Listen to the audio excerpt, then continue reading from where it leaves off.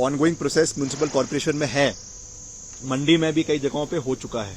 मगर जैसा मैंने कहा कि 2023 में ऑनरेबल हाई कोर्ट ने इसमें ये कहा था कि इसको पूर्ण रूप से लागू करने की आवश्यकता है। उसमें कुछ कमियां पाई गई थी, पूर्व सरकार भी उस समय थी, भाजपा की सरकार भी थी, और क्योंकि उस समय वर्तमान में हमारी सरकार थी तो उनको निर्देश दिए गए हैं। बाकी जैसा मैंने कहा, क्योंकि अब ये मसला एक लार्जर कमेटी को रेफर किया गया है जो आदरणीय हर्षवर्धन जी के अध्यक्षता में है, तो उनके माध्यम से जब सारे इसमें already as urban development minister I am part of it, Anirudh Singh ji is part of it, Harshvardhan ji is part of it.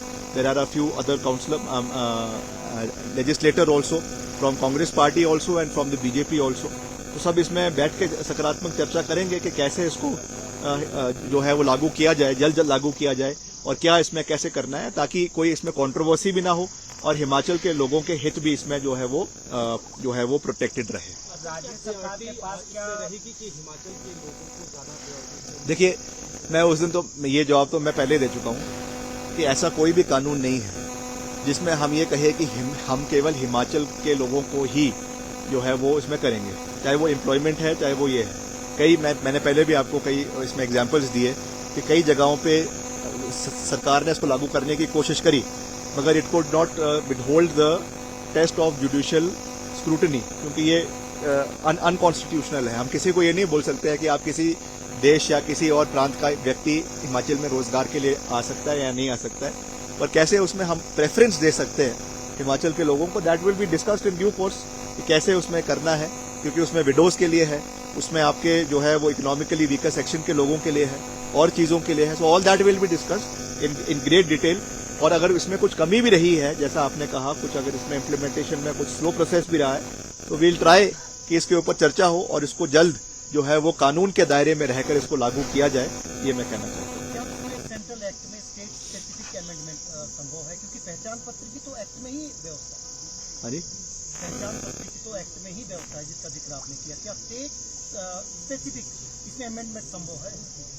अब जो भी होगा वो जो है बॉडी डिसाइड करेगी, और क्योंकि इसमें विधानसभा ने बॉडी गठन कर दी है और उसमें मेरे से भी वरिष्ठ मंत्री उसमें उपस्थित है, आदरणीय हर्षवर्धन जी है, इज ए सीजन पॉलिटिशियन, 6 बारी के विधायक है, तो let him decide what has to be done. Everything, all the records and facts will be brought to his knowledge and to the committee's knowledge, and let the committee decide that what has to be done in the larger interest of the state. मगर जो इसमें facts है और जो कानून की इसमें प्रतिक्रियाएं हैं वो मैंने आपके सामने जो है वो रख दी है। आज मसला बड़ा हो गया है, लेकिन आप भी काफी समय से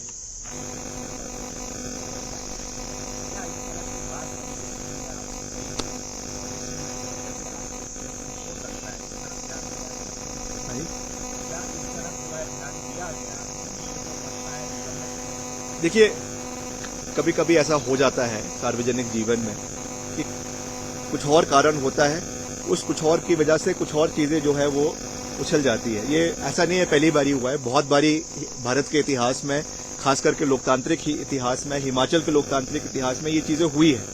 मगर उसको कैसे हैंडल किया जाए, उसको कैसे संवेदनशीलता के साथ हैंडल किया जाए, प्यार के साथ हैंडल किया जाए, ये हमारा सरकार की रिस्पॉन्सिबिलिटी, सरकार का दायित्व बनता है, सरकार का प्राथमिकता बनती है। और मैं आपके चैनल के माध्यम से ये विश्वास दिलाना चाहता हूं कि हम सबके सहयोग के साथ, सबके समर्थन के साथ, सबके आशीर्वाद के साथ सभी के हितों की रक्षा करना हमारा दायित्व है। उसमें कोई जातिवाद नहीं है, उसमें कोई क्षेत्रवाद नहीं है, उसमें कोई इलाकावाद नहीं है, उसमें कोई धार्मिक जो है वो इस तरीके की कोई सोच नहीं है। हर चीज से केवल कानून के दायरे में रहकर उसको लागू करना, ये हमारी प्राथमिकता रहेगी।